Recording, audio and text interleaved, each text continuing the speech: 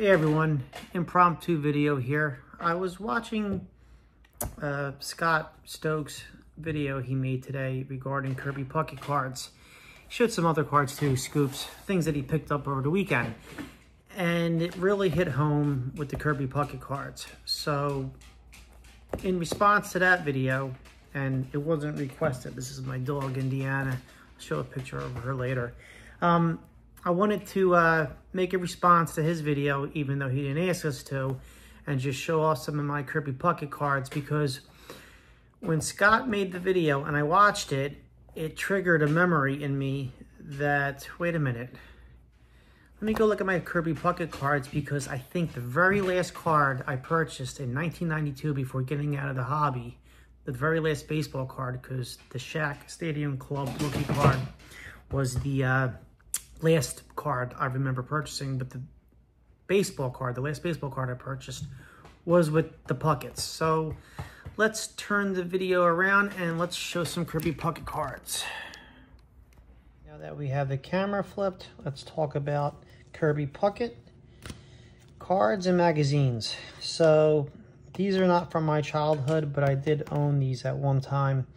This is the 1987 issue of Beckett, May. Kirby Puckett's on the cover. And this is Pete Rose, 1986 September issue. And Kirby's on the back. Ever wonder what the Kirby Puckett rookie cards went for? So if you look at the 84 Flair update set, Beckett called it extended then. The Kirby Puckett card went for a range of $5 to $15. So let's call it a $15 card in 1986. And then in May of 87, so not even a year later, how much did it go up? I know it went up because you had a decent 86 and there's a lot of prospecting going on with Puckett and the popularity of the Flair update set. So the Puckett card went up to $45. $15 to $45 in less than a year because of the popularity of that set. Let's turn Mr. Rose over. Let's focus on Puckett and let's look at some cards.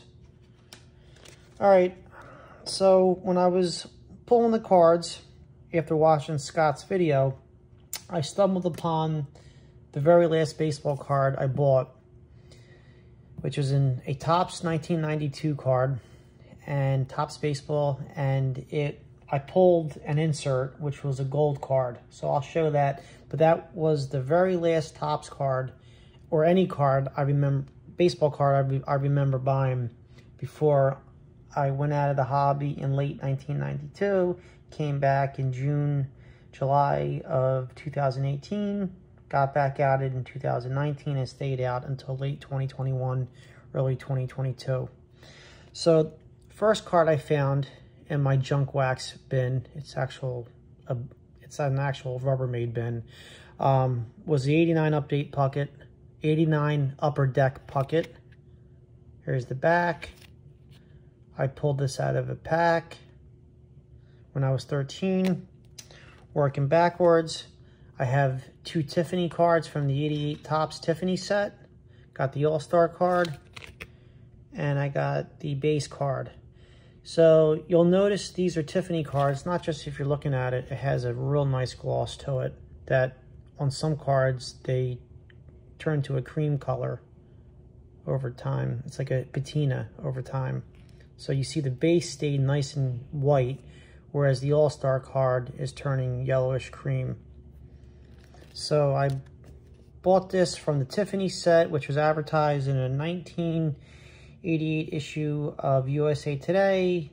It was a big article that contained a lot of Jose Canseco, because he was trying to get 40-40, and it had a lot about the Billy Ripken card, if I remember correctly. No, the Billy Ripken card wasn't out yet. So no, it wasn't out yet. So it was about Jose Canseco and the popularity of baseball cards and how they were just as good as stocks. That was a 1988 issue of USA Today, if you can ever track it down. Let's keep going. 87 Flair. I pulled this out of a rack pack. This was purchased at the 1988 National, which was in Atlantic City. If I remember correctly, it was the AC Convention Center. And it's pretty similar in terms of OC for the Puckett that's on the Beckett. Then after the 87 flare, I picked this up out of a factory set of Don Russ. My dad got this for me. I think we bought this in the 87 year, so I was 11.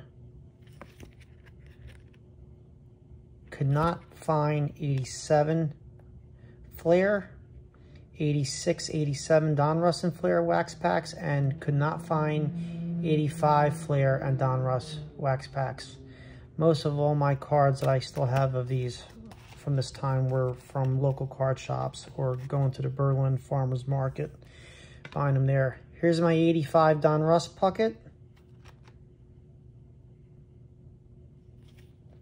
This I bought from my LCS and most likely came from either Lou's baseball card dugout in 1988, 89, or Berlin Farmers Market. I forget where. Probably Lou's baseball card dugout that no longer exists.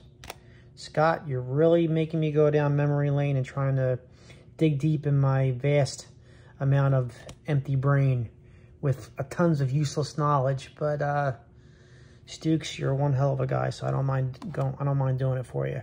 Here's my 85 flare Puckett. This came out of a rack pack. I was able to buy a rack pack. Wasn't showing that it was not showing on anything. This was purchased out of a drugstore in New Jersey. I think it was Eckerd Drugs, maybe? I know it wasn't any of the popular drug chains that we have today. Then we have, I skipped a card in going by order. We have the 86 flare Puckett. This card came, if I remember, from my local LCS because you couldn't find the packs. So you got, I have his first 3 flare issues. And even though the back is different, the front is different, excuse me, the backs are pretty similar in terms of the design. The biggest change from 85, 86 to 87 was 87 added the hitter, how's he hitting feature, where they talk about where he hits the ball, kind of like a Ted Williams template, where, you know, if you have the strike zone, where's he hit the best. And Puckett was a power hitter these days. And on his early cards, he was listed as 5'8", 178 pounds. And the last card I have is the Upper Deck card, and he's listed still 5'8", but 210 pounds. So Kirby put on 15 pounds of muscle. And then the last Puckett I have, I don't have the 85 tops, I don't have the 87 tops, is the rookie card. I bought this as a kid, got crushed. Remember paying my LCS probably $60 for it, but it came out good. Got it graded long ago. This is just a crack, not a crack, a scratch on the slab.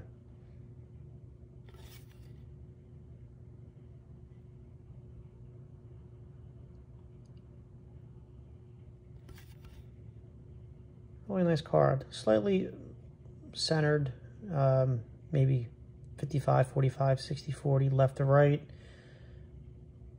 Probably the same for top to bottom. But really clean card. Probably would not get a 9 today, but always loved owning it. And what's Puckett's stats? 178 pounds. So he weighed even less than 87 card, and 5'8". So Stukes, you're really doing it to me. Getting to the card. This is the last baseball card I bought in 1992 up until 2018. So I pulled this out of a pack. I only bought a couple packs because we were really buying Leaf cards then. We were really into Stadium Club baseball, Stadium Club football, Stadium Club basketball because of the Shaq, which is the reason why I left the hobby. But what I remember most about this card is 2 prospects on it. The first prospect that we thought was really going to make the Hall of Fame, us kids, and retire was Ryan Kolesko. And Twitter topic of the week last week was John Jaha for the Brewers. Not Gayeti talked about if you take John Jaha's 3 seasons and compare it to Hall of Famers, he's like elite or something. But yeah, he's okay. I drafted him in rotisserie baseball, 2 of the 3 seasons that not Gayeti was talking about. And Kolesko, don't remember his career numbers, but I remember him being quite a good prospect. When my Phillies beat the Braves in '93 to get to the World Series, he was on the team.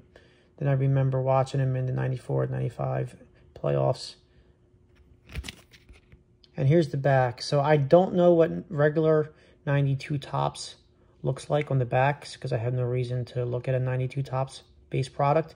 But here's the back of this. So it's a nice card stock. I do think Topps went to a nice card stock in 91 or 92.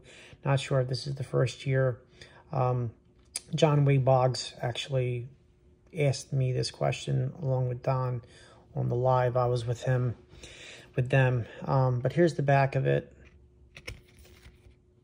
So this was the last baseball card I bought in 1992 before going MIA until 2018. So when Scott had the video today and talked about Kirby Puckett and the rest of his awesome pickups, especially those Scoops cards, those new Scoops, they were great cards. But the favored is Merkle Pulls Boner. I need to get that card. I mean, people been talking about that card, just the wording of it, forever. And I don't have any Merkle cards, but maybe I'll pick up that one. So real quick, oh, and you got to have a Steve Jeltz sighting just because I went into that Tiffany set and I pulled the 2 Puckets. So Steve Jeltz showing, definitely not gem mint.